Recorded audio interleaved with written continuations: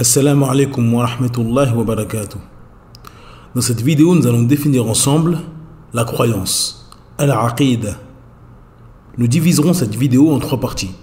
La première sera consacrée à la définition du mot al-aqida dans la langue arabe. La deuxième partie sera consacrée à la définition dans le jargon islamique. Puis nous clôturerons cette vidéo par la croyance islamique. Nous verrons ses obligations et ses fondements, ainsi que ses spécificités et ses mérites. Sans perdre plus de temps, on passe à l'explication.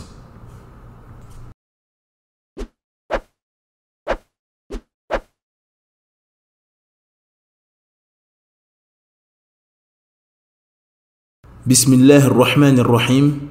Alhamdulillahi Rabbil Alamin. Wassalatu wassalamu ala ashrafil anbiya wal mursalin. Nabiyyina Muhammadin wa ala alihi wa sahbihi wa man wala ila yawmiddin. Amma ba'd. La définition du mot aqida dans la langue arabe. L'origine du mot aqida vient des trois lettres Ayn, Qaf, Dal, qui forment le verbe aqada, qui signifie nouer, fixer.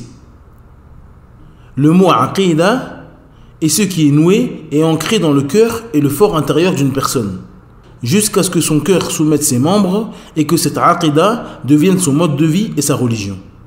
Lorsque le cœur croit en quelque chose, il a foi en cette chose et œuvre pour cette chose. La définition dans le jargon islamique. La aqida en islam consiste à avoir foi en Allah Azza wa Jal, ses anges, ses livres, ses messagers, au jour dernier et au destin bon ou mauvais. La législation se divise en deux, croyance et œuvre. La croyance concerne la seigneurie d'Allah, l'obligation et les adorations et les piliers de la foi, alors que les œuvres concernent la prière, la zakat, le jeûne, etc., etc. La croyance authentique est le socle sur lequel tient la religion du musulman. Elle permet de rendre ses œuvres valides. Allah Azza wa Jal dit: فَمَنْ كَانَ يَرْجُو لِقَاءَ رَبِّهِ فَلْيَعْمَلْ عَمَلًا صَالِحًا وَلَا يُشْرِكْ بِعِبَادَةِ رَبِّهِ أَحَدًا. D'après la traduction approximative, Allah Azza wa Jal dit: quiconque donc espère rencontrer son Seigneur, qu'il fasse de bonnes actions et qu'il n'associe dans son adoration aucun autre à son Seigneur. Allah Azza wa Jal dit aussi: وَلَقَدْ أُوحِيَ إِلَيْكَ وَإِلَى الَّذِينَ مِنْ قَبْلِكَ لَإِنْ أَشْرَكْتَ لَيَحْبَطَنَّ عَمَلُكَ وَلَتَكُونَنَّ مِنَ الْخَاسِرِينَ. D'après la traduction approximative, Allah Azza wa Jal dit: en effet, il t'a été révélé, ainsi qu'à ceux qui t'ont précédé, si tu donnes des associés à Allah, ton œuvre sera certes vaine, et tu seras très certainement du nombre des perdants. Ces versets et de nombreux autres nous indiquent que les œuvres sont acceptées uniquement si la personne a une bonne croyance concernant son Seigneur et qu'il lui voue un culte exclusif sans associé. La préoccupation première de tous les prophètes sans exception était la correction de la croyance. La première chose à laquelle les prophètes et les messagers ont appelé était l'adoration à Allah seul et sans associé et le délaissement de l'adoration de tout ce qui est adoré en dehors d'Allah. Allah Azza wa Jal dit: وَلَقَدْ بَعَثْنَا فِي كُلِّ أُمَّةٍ رَسُولًا أَنْ يَعْبُدُوا اللَّهَ وَاجْتَنِبُوا الطَّاغُوتَ. D'après la traduction approximative, Allah Azza wa Jal dit: nous avons envoyé dans chaque communauté un messager pour leur dire: adorez Allah et écartez-vous des fausses divinités. Le prêcheur qui souhaite suivre la voie de tous les prophètes doit donc commencer son prêche par l'unicité d'Allah et la mise en garde de l'association.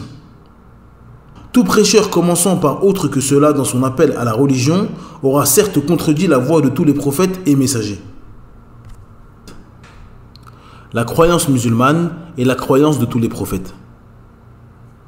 La croyance islamique est la croyance qu'Allah Azza wa Jal a donnée aux prophètes et messagers. Il a donné aux messagers des livres contenant cette croyance et a obligé les djinns et les hommes à la suivre. Allah Azza wa Jal dit: وَمَا خَلَقَتُ الْجِنَّ وَالْإِنسَ إِلَّا لِيَعْبُدُونَ. D'après la traduction approximative, Allah Azza wa Jal dit: je n'ai créé les djinns et les hommes que pour qu'ils m'adorent. Allah Azza wa Jal dit aussi: وَقَضَى رَبُّكَ أَلَّا تَعْبُدُوا إِلَّا إِيَّاهُ. D'après la traduction approximative, Allah Azza wa Jal dit: et ton Seigneur a décrété n'adorer que lui.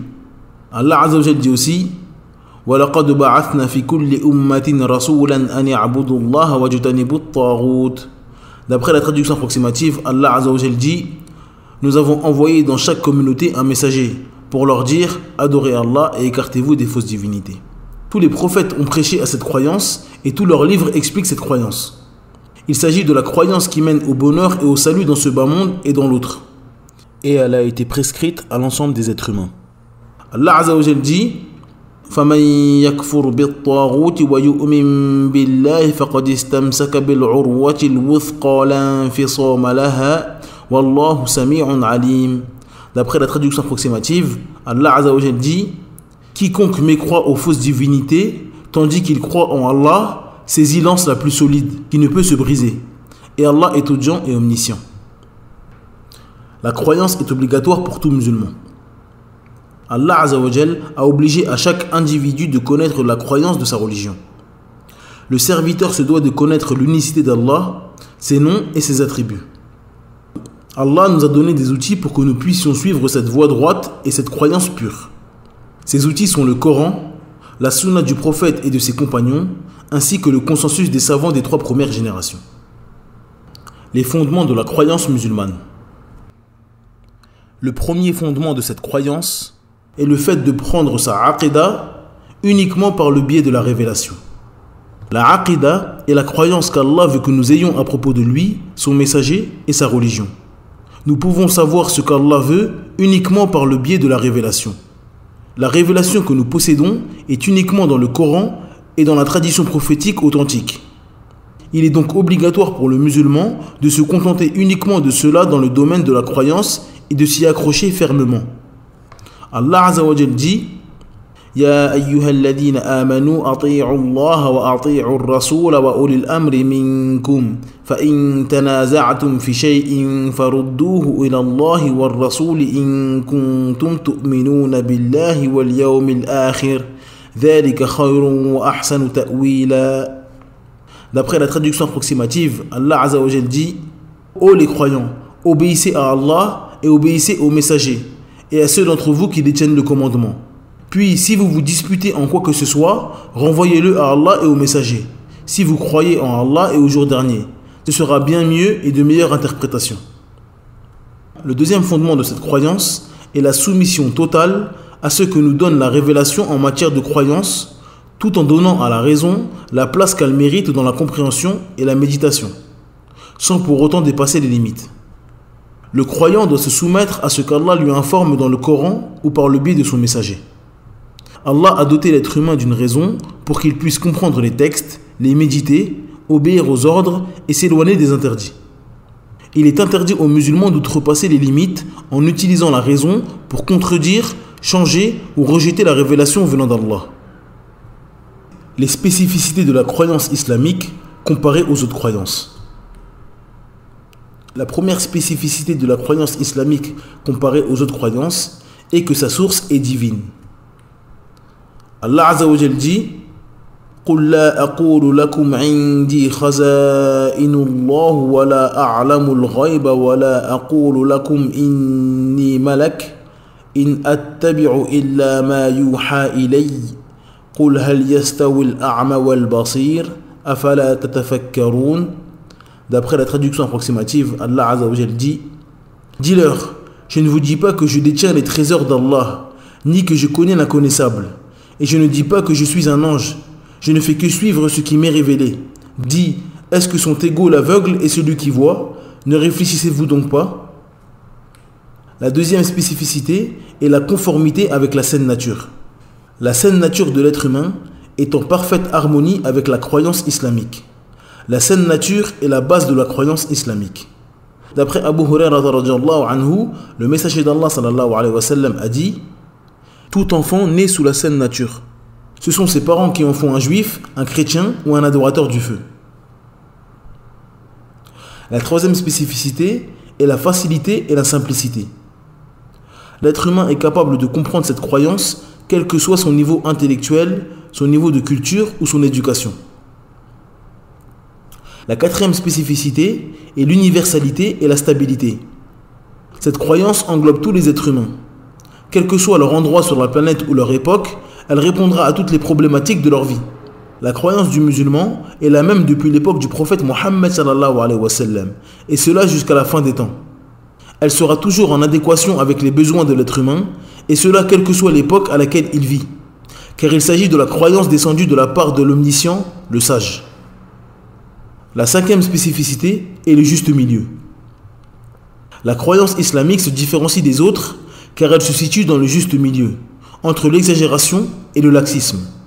Les adeptes de cette croyance pratiquent l'équité dans toute chose. La sixième spécificité est qu'elle est ancrée dans la réalité. Il ne s'agit pas d'une croyance imaginaire totalement décalée de la réalité.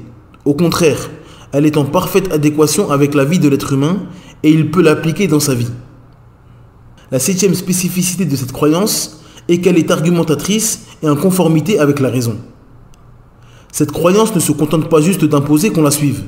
Au contraire, elle expose des arguments, des preuves et des faits raisonnables pour que les doués de raison puissent la suivre.